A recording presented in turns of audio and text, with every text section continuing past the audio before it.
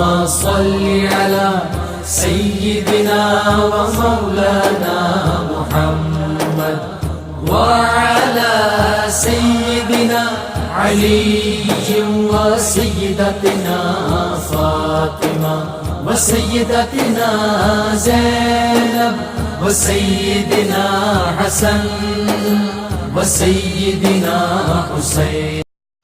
اعوذ باللہ من الشیطان الرجیم. بسم اللہ الرحمن الرحیم. الحمد للہ رب العالمین والصلاة والسلام علی اشرف الانبیاء والمرسلین واہل بیتہ الطیبین الطاہرین المعصومین. اما بعد. سورہ مبارکہ نساء آیت نمبر 19 سے 23، 19 سے 23. اس صفحے پر آئلی زندگی یعنی فیملی لائف سے متعلق بعض اہم قوانین اور بعض اہم ہدایتیں ہمیں نظر آتی ہیں. پروردگار عالم یہ ارشاد فرماتا ہے کہ یا ایھا الذین آمنو، اے ایمان لانے والوں، تمہارے لیے جائز نہیں ہے کہ تم زبردستی عورتوں کے وارث بن بیٹھو. یہ جو زمانہ جاہلیت کے اندر ایک طریقہ کار تھا کہ خواتین کو میراث سے محروم کرنے کے لیے ایک طریقہ کار تھا کہ کسی شخص کے انتقال کے بعد جو اس کی بیوہ ہے اور کوئی دوسرا وارث ہو، خواہ وہ بیٹا ہی ہو، تو وہ وارث اس عورت کی میراث کی لالچ میں شوہر کے بعد خود اس کے سر پر کپڑا ڈال دیتا تھا کہ یہ اب میری زوجہ ہے، اور اس طرح اسے اپنی بیوی کہہ کر اسے گھر میں بند کر دیتا اور خود اس کے لیے کوئی مہر بھی معین نہیں کرتا. اس طریقے سے زبردستی ایک وارث بننے کی کوشش کی جاتی اور اس کی جتنی بھی وہ میراث انٹائٹلڈ ہوتی وہ ہتھیا لی جاتی تھی. تو اس سے یہاں پر روکا جا رہا ہے اور اس سے منع کیا جا رہا ہے. مزید پھر آگے ارشاد ہوا کہ ان پر زبردستی بھی نہ کرو، سختی بھی نہ کرو. لتذهبوا ببعض ما آتیتموهن، تاکہ وہ تمہیں اس میں سے جو تم نے ان کو عطا کیا ہے بعض تم کو لوٹا دے اور اس سے صرف نظر کرے. اس کے اندر یہ ملتا ہے کہ بعض افراد مہر کی لالچ میں کہ جو مہر ان کو دیا ہے اس کو یا تو واپس لے لیں یا اگر نہیں دیا ہے تو دینا ہی نہ پڑے، اس چکر کے اندر وہ سختی کیا کرتے تھے اور زبردستی کیا کرتے تھے. اس چیز سے بھی روکا جا رہا ہے. یہ ظاہر ہے کہ آج بھی ہمارے معاشرے کے اندر بہت سے افراد جو ہے وہ مہر کے بارے میں اتنے سنجیدہ نہیں ہوتے اور حساس نہیں ہوتے، تو یہ ان کے لیے بھی ایک نصیحت ہے.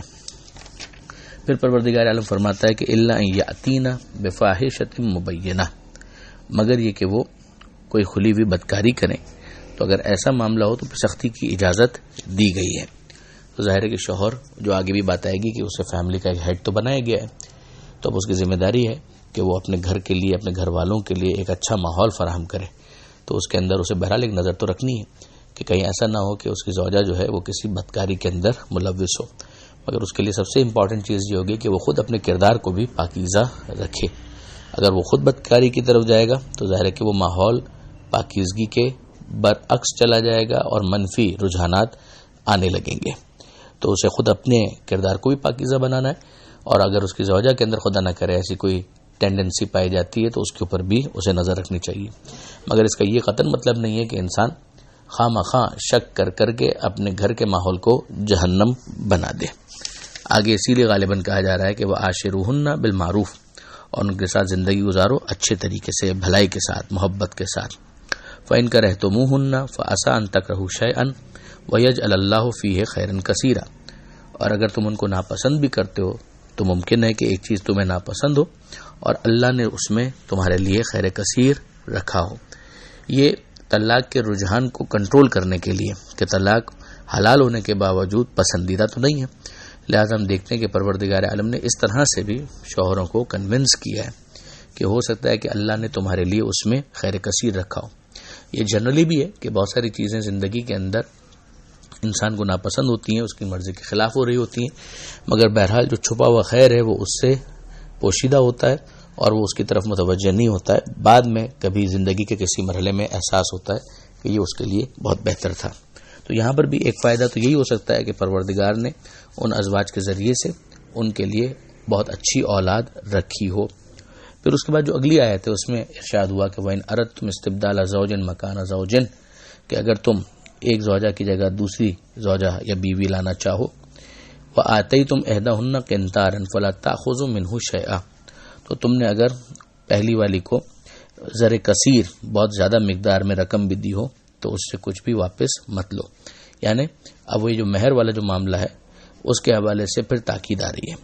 پھر بہت سے افراد کا یہ جاہلیت کے زمانے میں طریقہ کار تھا کہ وہ مہر کو لینے کے لیے بدکاری کا الزام لگا دیتے تھے. مقصد یہ ہوتا تھا کہ کسی طریقے سے اس زوجہ سے جان چھوٹے اور اس کی جگہ دوسری زوجہ کو وہ لے کر آئے.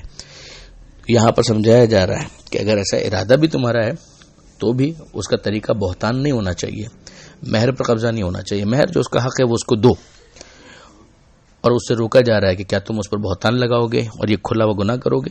اور کب کیسے تم یہ کر سکتے ہو؟ جبکہ تم ایک دوسرے کے قریب رہ چکے ہو، ایک دوسرے کے ساتھ بہت کھلے الفاظ میں کہا جائے کہ سو چکے ہو، اور پھر اس کے بعد کہ تمہاری زوجہ نے تم سے ایک عہد و پیمان کیا ہے اور وہ پورا ہو چکا ہے، پھر اس کے بعد کوئی گنجائش باقی نہیں رہتی. پھر اگلی جو آیت ہے اس کے اندر اسی رسم بد کی طرف متوجہ کیا گیا ہے.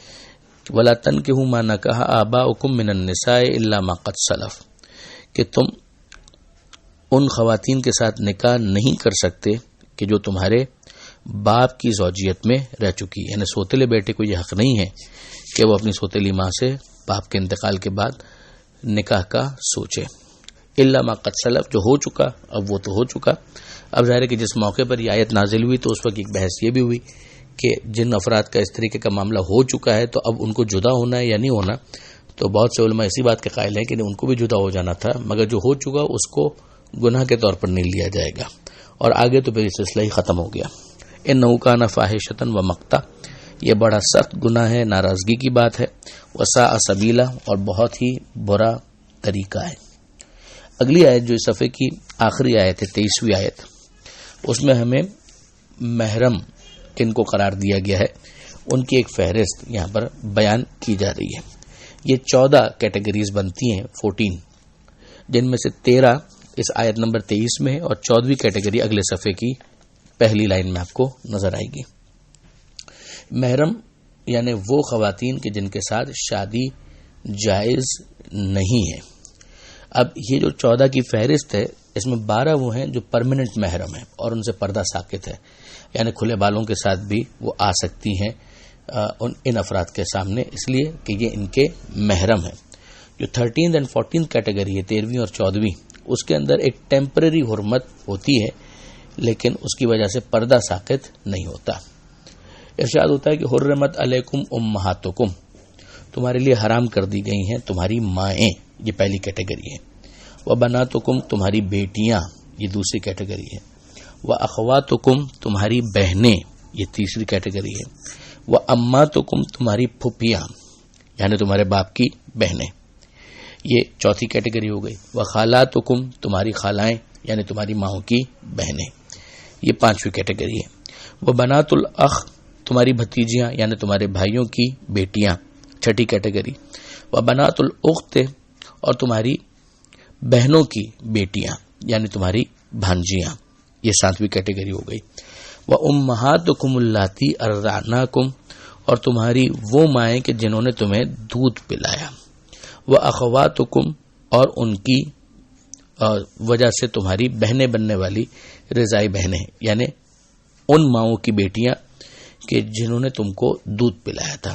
تو رضاعت کی وجہ سے وہ مائیں بھی تمہاری محرم ہو جائیں گی اور یہ بہنیں بھی تمہاری محرم ہو جائیں گی. اب رضاعت کتنی ہو، کتنا اس کے اندر فریکوینسی ہونی چاہیے، کتنا دودھ پیا ہو، کتنی مرتبہ پیا ہو، یہ ساری چیزیں فقہ کی کتابوں میں تفصیل کے ساتھ درج ہیں، وہاں پر اس کو دیکھا جا سکتا ہے. وَأُمَّهَاتُ نِسَائِكُمْ، اور تمہاری بیویوں کی مائیں یعنی تمہاری ساسیں یا خوش دامنیں، زیادہ بہتر اردو میں جو کہا جائے گا، وہ بھی تمہاری محرم ہے. یہ 10ویں کیٹیگری بن گئی. وَرَبَائِبُكُمْ، اور تمہاری سوتیلی بیٹیاں، اللاتی فی حجورکم من نسائکم، جو تمہاری تربیت میں آتی ہیں تمہاری بیویوں کی وجہ سے، یعنی ان کے پچھلے شوہروں سے جو بیٹیاں ہیں.